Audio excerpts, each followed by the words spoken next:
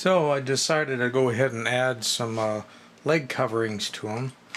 And since the body and feet weren't designed for leg coverings, there's no way for the coverings to slip up inside. You'd have to redesign the body.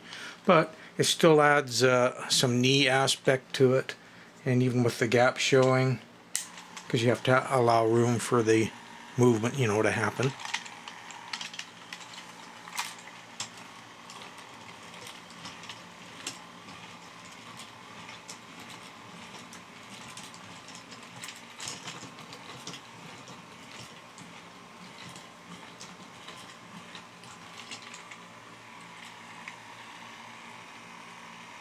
There you have it with the leg coverings. Maybe I should just call them pants.